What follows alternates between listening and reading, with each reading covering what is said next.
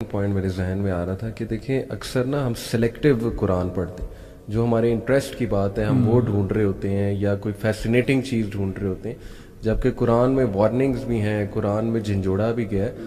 I think کہ قرآن کو مکمل جو ہے نا وہ لینا چاہیے اپنا. جی بالکل، جزاک اللہ. میں چونکہ دیکھیں 25واں پارہ کر رہے ہیں ہم، اور ڈیفینیٹلی یہ وہ راتیں ہیں جس میں لیلۃ القدر کی رات جو ہے اٹ کین فال.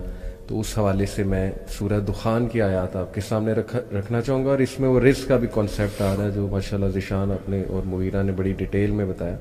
اللہ کہتے ہیں انا انزلناہ فی لیلۃ مبارکہ انا کنا منذرین، کہ ہم نے اسے ایک بڑی ہی خیر و برکت والی رات میں نازل کیا ہے کیونکہ ہم لوگوں کو متنبع کرنے کا ارادہ رکھتے تھے. فیہا یفرق کل امر حکیم، یہ وہ رات تھی جس میں ہر معاملے کا حکیمانہ فیصلہ کیا جاتا ہے. امرا من عندنا، ہمارے حکم سے صادر کیا جاتا ہے. انا کنا مرسلین، اور ہم ایک رسول بھیجنے والے تھے. تو لیلۃ القدر کی جو اسپیشلٹی ہے انشاءاللہ وہ میں کوئکلی رکھنا چاہوں گا آڈینس کے سامنے، لیکن اس سے پہلے یہ جو ہے ورس نمبر 4، اس کی تفسیر ابن کثیر کے حوالے سے میں جو ہے نا وہ رکھنا چاہوں گا کہ اس سے مراد کیا ہے کہ اس رات جو ہے وہ ہر معاملہ اللہ کی طرف سے حکیمانہ فیصلہ جو ہے وہ اللہ کے امر سے صادر کیا جاتا ہے. اس سے مراد کیا؟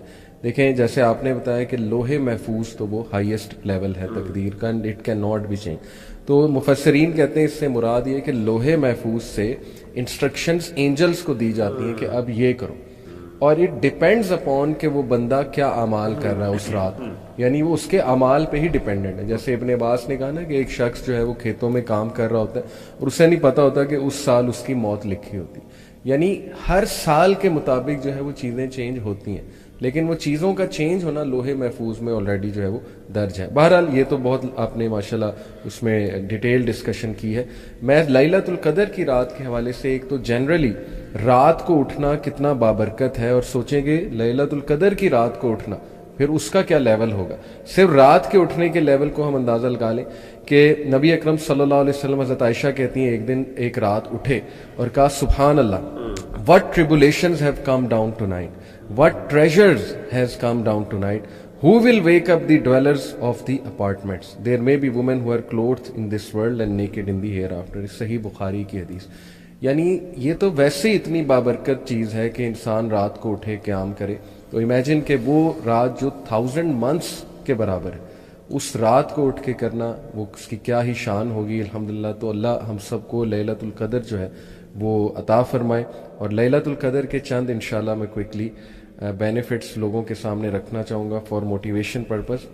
سب سے پہلی بات یہ وہ رات ہے جس رات قرآن مجید نازل ہوا، یعنی بہت عزتوں والی جو ہے وہ رات ہے اللہ کی طرف سے.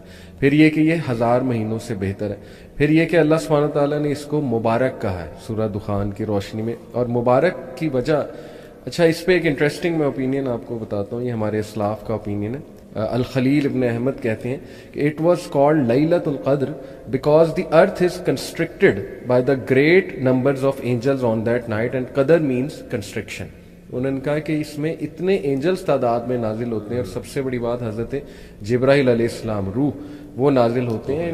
سلام، یہ پیس ہے، آل آف دس نائٹ از پیس. اس رات کو اللہ جہنم سے چھٹکارا دیتا ہے لوگوں کو، اور اللہ اپنا خاص کرم کرتا ہے لوگوں کے اوپر.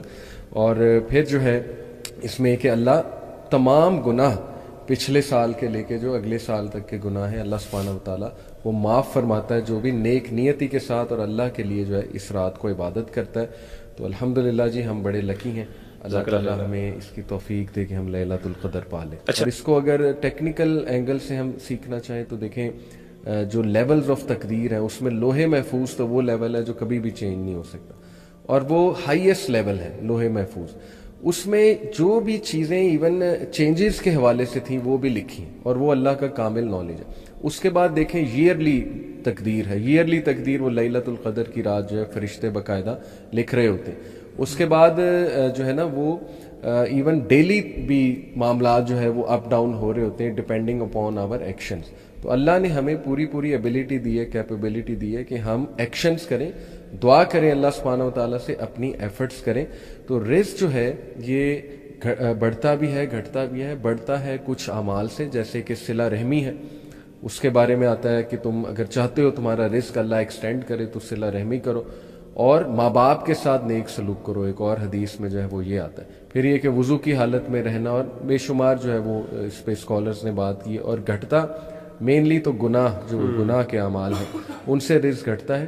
تو میں اس کو ایسے سمجھاؤں, آپ بھی کائنڈلی کمنٹ آپ میں سے کوئی کیجیے گا, کہ دیکھیے اوور آل تو رزق لکھا ہوا ہے, سیٹ ہے, لیکن ڈپینڈنگ اپون دی ایکشنز وہ کبھی زیادہ ہو رہا ہے کبھی کم ہو رہا ہے مقدار میں, ایک مقدار میں. جیسے اسی سورہ کی ورس جو 27 ہے نا, اس میں اللہ تعالیٰ کہتے ہیں کہ اگر اللہ ایکسٹینڈ کر دیتا ایکسیسولی رزق اپنے بندوں کا تو وہ ظلم کرتے, وہ ٹیرنی کرتے through out the earth, but he sends it down in an amount which he whales. تو یہ اللہ کی مرضی ہے کہ وہ کس مقدار میں بھیجتا ہے, ڈپینڈنگ اپون کہ اس نے لوگوں کو کیا سکھانا ہے. تو بس ہمیں اللہ سے پاکیزہ رزق کی دعا کرنی چاہیے اور وہ اعمال کرنے چاہیے جو رزق کو بڑھائیں. That should be our job. Ali بھائی جزاک اللہ خیر. میں 2-3 چیزیں آپ نے جو بات کی اس پہ کمنٹ کر لوں. ایک تو یہ جو آپ نے دعا بتائی ہے سیدنا عمر فاروق رضی اللہ تعالیٰ عنہ کی, یہ بالکل حسن درجے کی روایت ہے, اور یہ اس کی دعا جو ہے وہ میں آپ کے سامنے بلکہ پڑھ لیتا ہوں. اللہم ان کنت کتبتنی فی اہل السعادۃ فاثبتنی فیہا, کہ اللہ اگر تو نے مجھے نیک بختوں میں لکھا ہوا ہے تو پھر آپ یعنی کامیاب لوگوں میں, تو آپ مجھے اس پہ ثابت کر دیجئے. وَإِن كُنْتَ كَتَبْتَ عَلِيَّ الذَّنبَ وَالشَّقْوَةَ, اگر آپ نے میرے پر گناہ یا پھر وہ بدبختی لکھی ہوئی ہے تو اللہ اس کو مٹا دے. وَأَثْبِتْنِي فِي أَهْلِ السَّعَادَةِ, مجھے اس میں لکھ لیجئے. اور یہ حدیث جو ہے امام ابن کثیر نے ذکر کی ہے یہ روایت. اور اس کے آگے جو آیت کا جو یعنی اس حدیث کے آخر اس دعا کے اینڈ پہ اصل میں سورہ رعد کی آیت کا وہ حصہ ہے جو آپ کے اگلے سوال کا جواب دیتا ہے کہ اللہ تعالیٰ نے اصل میں 2 تقدیریں, ایک تقدیر وہ ہے جو اللہ تعالیٰ نے لوح محفوظ میں لکھی ہے, وہ تبدیل نہیں ہوتی, وہ الٹیمیٹ چیز ہے. اور ایک تقدیر ہے جو اللہ تعالیٰ نے جیسے کہا نا کہ ماں کے پیٹ پہ لکھی جاتی ہے اس وقت جو پر فرشتہ لکھتا ہے, تو یہ اصل میں 2 الگ ٹائم پہ لکھی گئی ہے. تو یہ جو تقدیر ہے یہ اونچ نیچ ہوتی رہتی ہے. یہ اللہ نے وہ جیسے آپ نے بتایا نا کہ انسان کے ایکشنز کے اوپر, اور اس کی دلیل کیا ہے, اللہ کہتے ہیں سورہ رعد میں یمحو اللہ ما یشاء ویثبت, اللہ جس کو چاہتا ہے مٹا دیتا ہے اور جس کو اللہ چاہتا ہے ثابت کر دیتا ہے. وعنده ام الکتاب, اور اس کے پاس ام الکتاب میں سب کچھ لکھا ہوا ہے, یعنی لوح محفوظ میں سب کچھ لکھا ہے. اور اسی دعا کے اینڈ پہ سیدنا عمر کہتے تھے فإنک تمحو ما تشاء وتثبت وعندک ام الکتاب, وہی آیت کا حصہ ہے. تو اس سے مراد یہ ہے کہ یہ اس سے ثابت ہو جاتا ہے کہ مفہوم وہی ہے کہ جیسے آپ بیان کریں. جیسے دوسری آپ نے آیت جو, اب میں ذرا اپنا پوائنٹ ایک شیئر کرنا چاہوں گا, یہی جو آیت جو دوسری آپ نے ذکر کی سورہ شورى کی آیت نمبر 27, وہ ہے کہ وَلَوْ بَسَطَ اللَّهُ الرِّزْقَ لِعِبَادِهِ لَبَغَوْا فِي الْأَرْضِ, کہ اللہ تعالیٰ اگر پھیلا دے رزق اپنے بندوں کے لیے, لَبَغَوْا فِي الْأَرْضِ, تو وہ زمین میں بغاوت کریں. وَلَكِنْ يُنَزِّلُ بِقَدَرٍ مَا يَشَاءُ, لیکن اللہ نازل کرتا ہے اپنی یعنی ایک اندازے کے ساتھ جتنا وہ چاہتا ہے. انه بعبادی خبیر بصیر, وہ بے شک اپنے بندوں کو دیکھنے والا اور ان کے بارے میں خبر رکھنے والا ہے. تو یہاں پہ ایک چھوٹا سا میرا ذاتی ایک مجھے یہ آیت ہمیشہ مجھے یاد رہتی ہے, خاص طور پہ مال کے معاملے میں. اور مجھے یاد ہے کہ میرے والد صاحب نے ایک زمانے میں ایک انویسٹمنٹ کی تھی کسی جگہ پہ, تو اللہ کی طرف سے وہ انویسٹمنٹ کوئی زمین وغیرہ لی, تو اور وہ ویلیو اپریسیشن کے لیے لی تھی انہوں نے کہ اپریشیٹ ہوگی تو اس کو بیچ دیا جائے گا. تو اللہ کی طرف سے ہوا یہ کہ جب انہوں نے بیچی بڑی دیر رکھنے کے بعد, تو اس وقت اس کی قیمت کوئی زیادہ نہیں بڑھی, لیکن جیسے انہوں نے بیچی کو 1 مہینے بعد پتہ چلا کہ وہ ڈبل ٹرپل قیمت بن گئی. ڈیفنس کے علاقے کے پاس کوئی زمین تھی.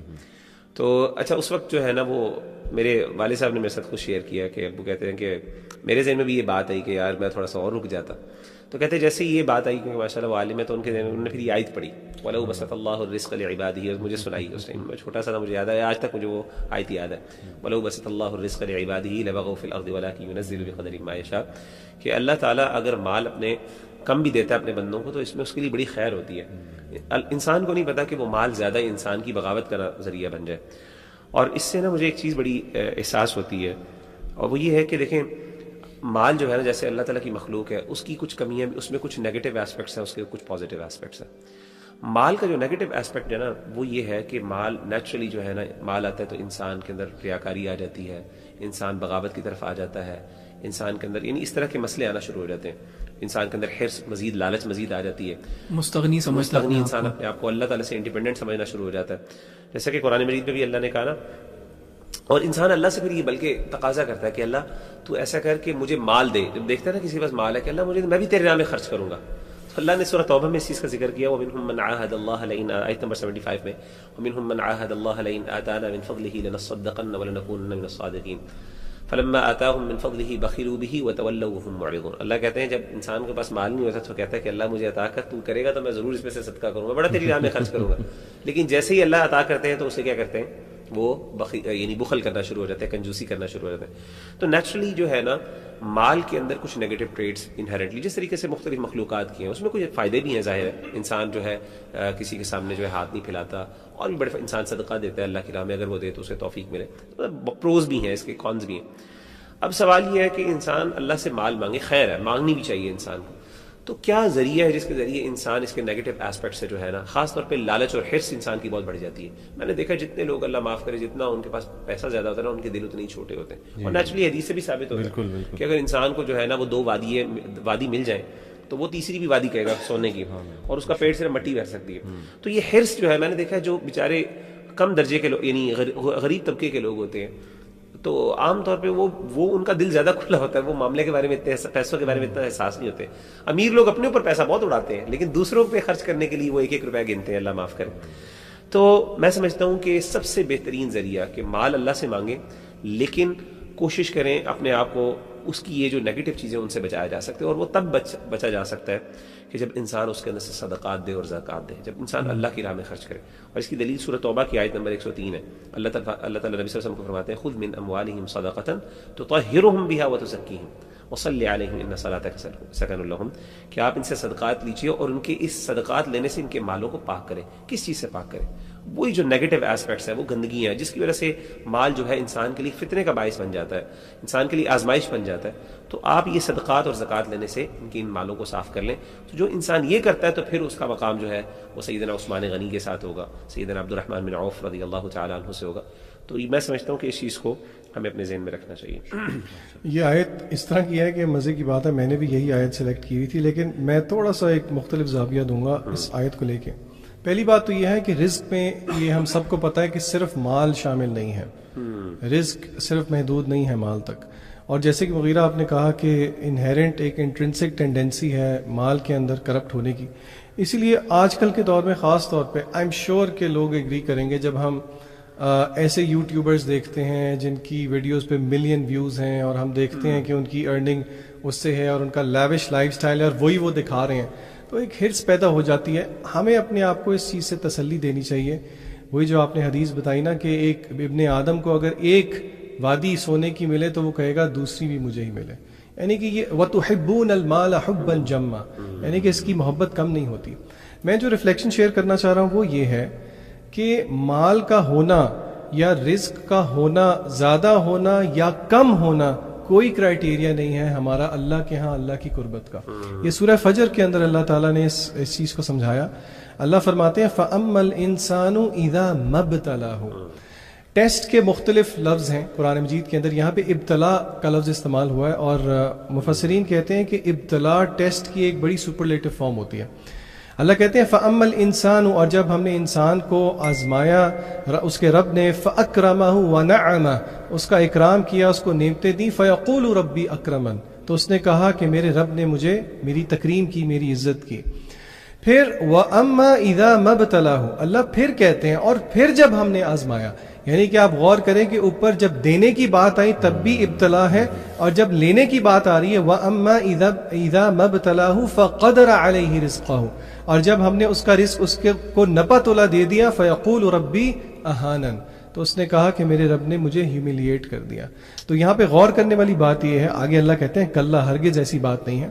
بات یہ ہے کہ مال کا ہونا بھی امتحان ہے اور مال میں کمی ہونا بھی امتحان ہے, جیسے کہ ہماری زندگی کل کا